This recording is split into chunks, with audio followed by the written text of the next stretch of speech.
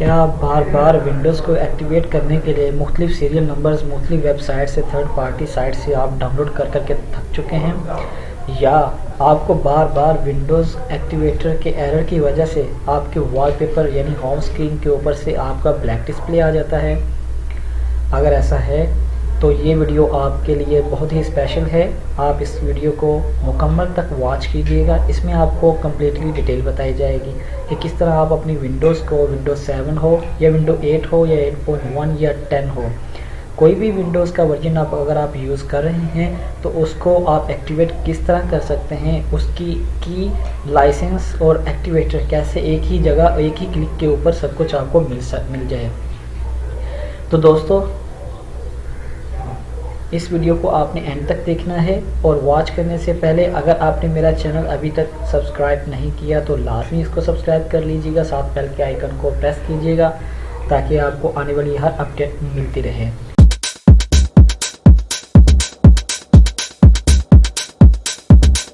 तो ठीक है दोस्तों, बिला ताख़ीर हम शुरू करते हैं। मैं अब यहाँ पर आपको दिखा देता हूँ, मैंने न्यू विंडोज़ इंस्टॉल की है विंडोज़ 7, और इसमें आपको मैं दिखा देता हूँ कि मेरे पास जो विंडोज़ है वो अभी तक लाइसेंस नहीं है।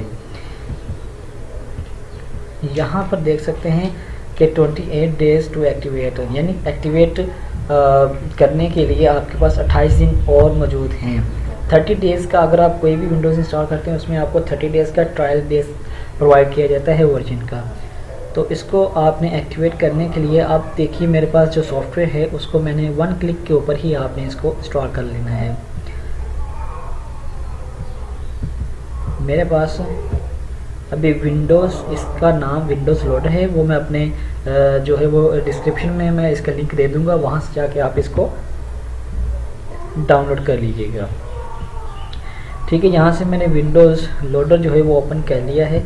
आपने इसको ओपन करना है और इसकी जो एक्जी फाइल है वो यहाँ पर मौजूद है, आपको भी ऐसे ही दिखाई देगी जब आप डाउनलोड कर लेंगे। तो यहाँ पर आपने विंडोज़ लोडर को रन एज एडमिनिस्ट्रेटर के तौर पर आपने यूज़ करना है, इसको ओपन करना है। जैसे ही आप इसको ओपन करेंगे और इसको यस कर दीजिएगा, और यहाँ पर एक छोटा सा एक बॉक्स ओपन होगा, वहाँ पर आपने इसको एक्टिवेट करने के लिए क्लिक करना है।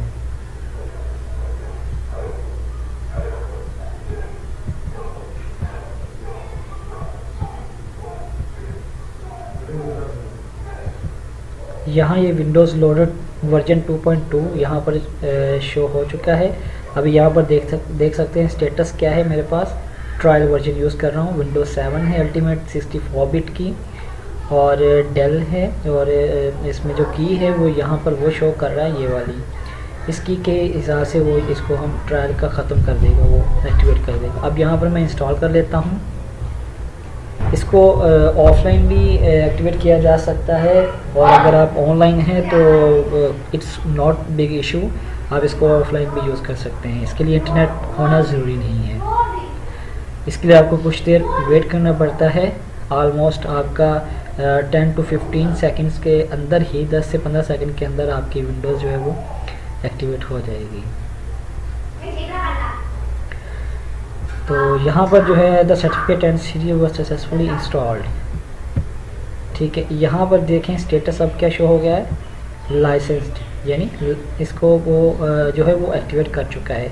अब इसको हम कर देते हैं क्लोज़, और यहाँ पर हम इसको भी कर देते हैं क्लोज़, और इसको दोबारा हम करते हैं प्रॉपर्टीज़ में जाते हैं और चेक करते हैं। तो देखिए, ये देखिए दोस्तों, यहाँ पर वो 28 डेज़ की एक्टिवेशन का अब नहीं शो हो रहा, अब विंडोज़ एक्टिवेट हो चुकी हैं। तो ठीक है, ये विंडोज़ 7 के लिए प्रोसीजर था। अब मज़ीद जो है वो मैं आपको, अगर आप मज़ीद विंडोज़ या लाइक आप विंडोज़ 8 है या 9 है या 10 है 7 हैं, तो आप उसको एक्टिवेट करने के लिए मैं उसका भी आपको यहाँ पर ऑल विंडोज़ एक्टिवेशन का एक लिंक दे दूँगा। तो आप इसको भी आप जो है यूज़ करके कोई भी विंडोज़ अगर आपके पास है तो आप उसको रजिस्टर कर सकेंगे। तो यहाँ पर जो है मैं अभी आपको इसको ओपन करके दिखा देता हूँ। मैं 2 लिंक दूंगा, एक विंडोज़ 7 के लिए और एक ऑल विंडोज़ के लिए।